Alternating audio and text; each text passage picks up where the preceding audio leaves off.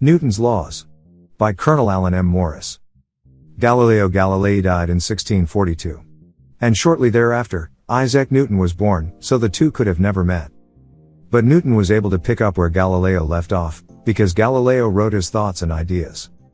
Humans are the only species in the known universe that can record their thoughts, by writing them so that another person can read them long after the author is dead. Galileo almost discovered many of the things that Newton discovered. Specifically, Galileo came very close to discovering what we now call Newton's three laws. Some just call them Newton's first law, Newton's second law, and Newton's third law. But others give them better names. Scientists are not very good at naming things. So normally someone else has to step in and give scientific discoveries new and better names. What some call Newton's first law, others call Newton's law of inertia. Inertia just means to be lazy. Whatever you, or a thing is doing, it does not want to stop doing. We will take a better look at this in a few minutes. What some call Newton's second law, others simply call Newton's law of motion. Newton's second law has to do with the change in the acceleration of a mass. Newton's second law is commonly stated as force equals mass times acceleration. In other words, if you want something to move, you push on it. Or you pull on it. The harder you continue to push, the faster it changes speed, or the faster it accelerates. If something is moving, and you want it to stop moving, or you want it to slow down, a force needs to be applied.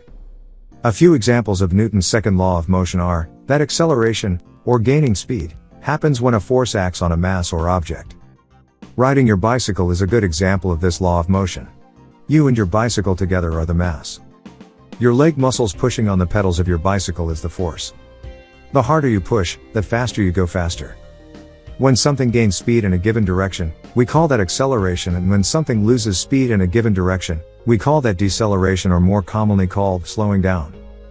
A mathless way of looking at Newton's second law is, if there is a big force on a big mass, the acceleration will be small. If, on the other hand, there is a big force on a small mass, the acceleration will be big. You can think of it this way: if you have a shopping cart full of marshmallows, it is easy for you to get it up to the speed that is the fastest that you can push the cart full of marshmallows.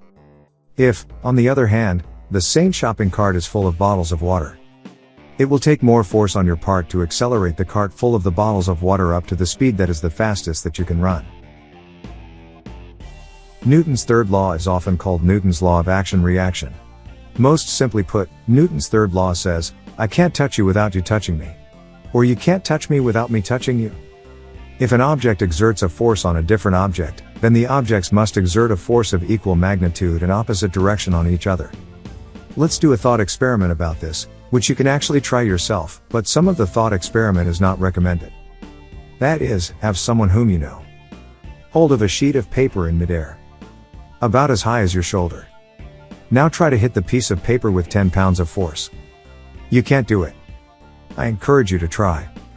The reason that you can't hit the piece of paper with 10 pounds of force is that the paper does not have enough mass for it to exert 10 pounds of resistance to your fist.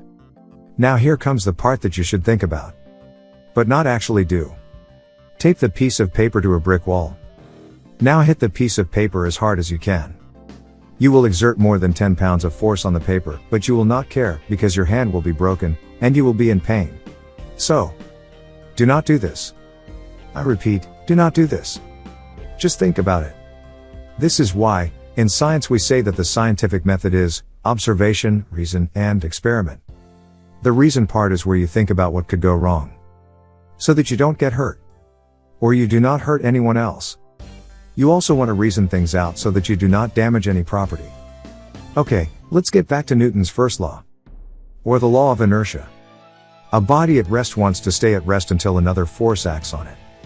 A body in motion wants to stay in motion until another force acts on it. It's lazy. It does not want to change. Here is something that you can experience about Newton's first law, or law of inertia. The next time that you are a passenger in a car that is going around a curve, pay attention to what is going on with you. That is, you can clearly see that you are going around a curve, and your experiences tell you that there will be some force that seems to be pushing you toward the car door, but it is really just the inertia of your body. Your body wants to go straight, but the car, which is your frame of reference, is turning due to the frictional forces between the tires and the road, but we will cover friction in a different lesson. The frictional force between you and the car seat are keeping you in contact with the car, unless the turn is too quick and the seat is too slick.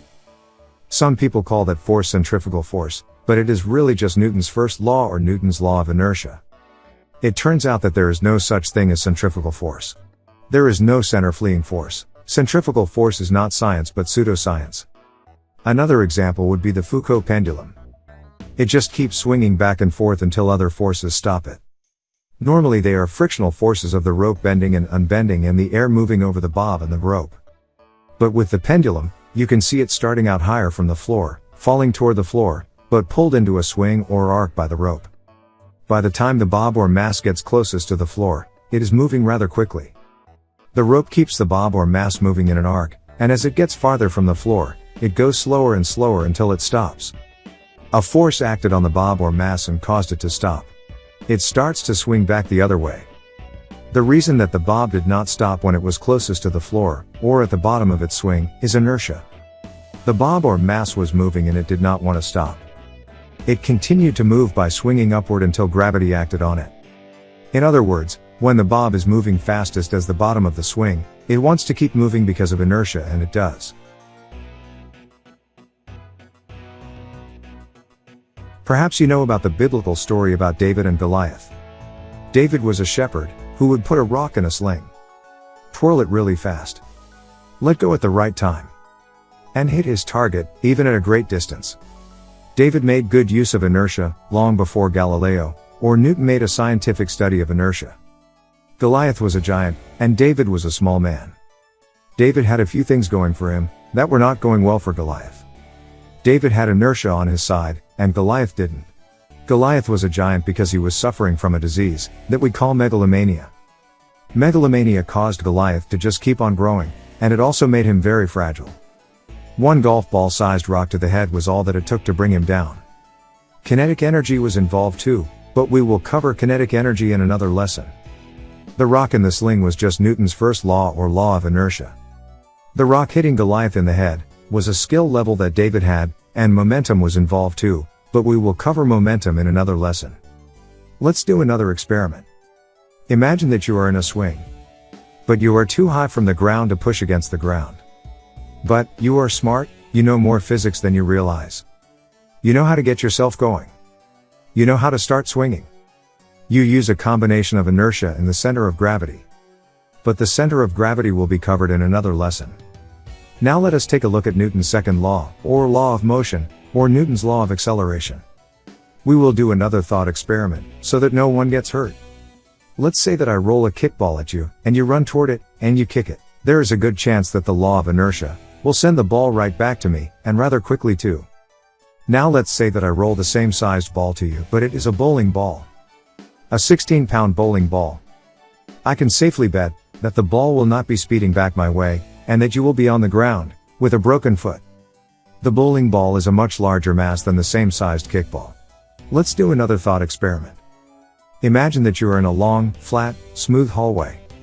You have a skateboard and a heavy box. You sit on the floor, with the skateboard between your legs.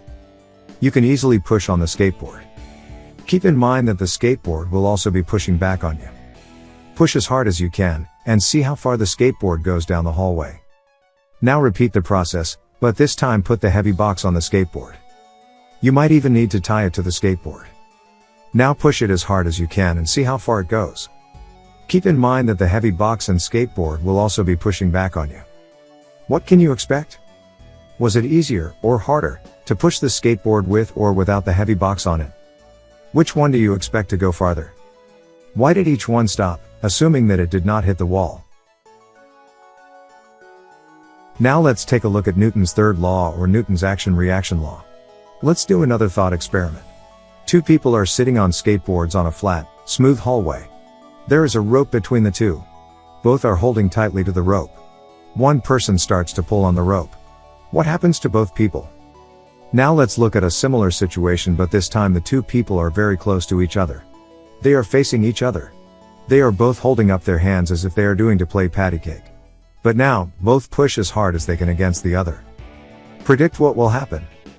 Now let's put one person on a skateboard, and give him or her some heavy things to throw, either off the front, or the back of the skateboard.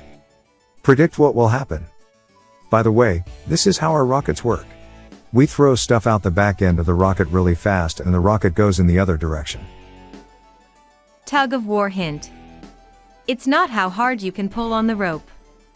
It's how hard you can push against the ground. Think about playing tug of war while wearing roller skates. Don't forget to look for the lab manual below.